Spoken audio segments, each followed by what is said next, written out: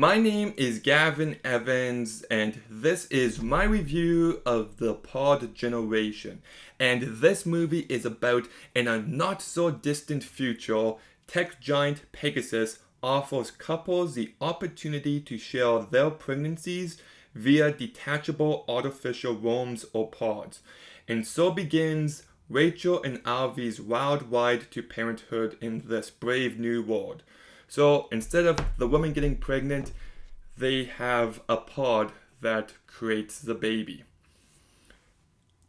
And I actually think this is a brilliant idea. It kind of reminds me of an episode of Black Mirror, but it is trying to tackle a lot about how we're allowing technology to intervene in nature and about people fighting against biology and people just looking for whatever's convenient to them. And whether it's intentional or not, I do think there's an angle to this movie about how feminism is pushing for women to be disconnected with their natural roots. So, this movie is very thematically rich, and there's also lots of smaller moments that I enjoyed. Like, they get to choose the sex of the baby instead of it being a surprise, and also how this company kind of owns their baby. And what really works about all this is that it's something I can see happening in the near future. I hate saying it, but this is a very realistic idea, and it's kind of horrific and terrifying to think about. And yeah, I don't know, it's just seriously messed up we've gotten to this point.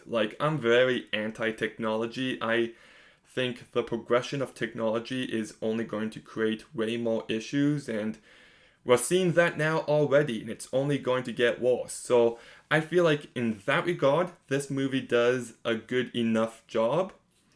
I also love some of the production design.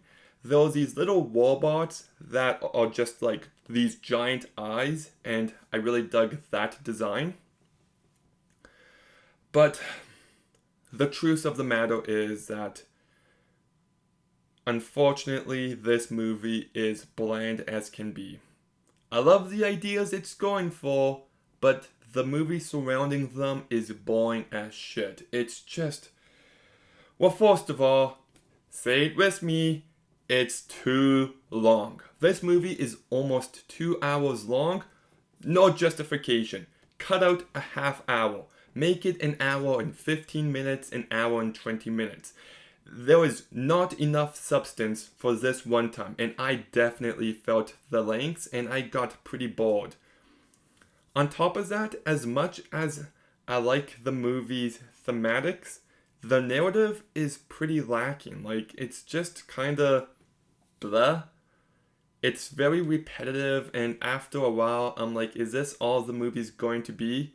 I feel like it has said everything it wanted to within the first act, and now it's just chugging along for the sake of it.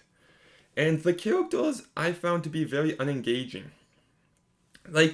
There's a lot to work with regarding them because she's the support of the family. She is the one that brings in the money. And he works with plants and trees and living things, and he has nothing but respect for biology. So you could have used those things about these characters and intervene that into the story, intervene that into everything going on, but I feel like they just don't lean into it enough.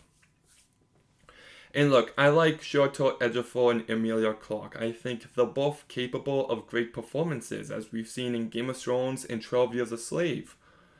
But they're just very bland here, and I just found this movie difficult to connect with. So, as much as I love what this movie's trying to say and trying to do, it's just one that fell flat for me. It's a very boring movie. It just doesn't have enough going for it past the first act, and the movie suffers as a result. So I'd give The Pod Generation a 4 out of 10. I will never watch this movie again. But my review schedule for the weekend is actually pretty busy. So tomorrow night, I'm going to see Slothful House, which I'm very excited for. Then Friday, I'm definitely seeing The Equalizer 3, and I might see Don't Look Away. Maybe, but definitely Equalizer 3, and then there will be an Equalizer movies ranked video. So keep your eyes out for those, but have you seen this movie, The Pod Generation? What did you think? Let me know in the comments down below. Make sure you like, comment, subscribe, stay tuned for more videos soon, and Gavin out.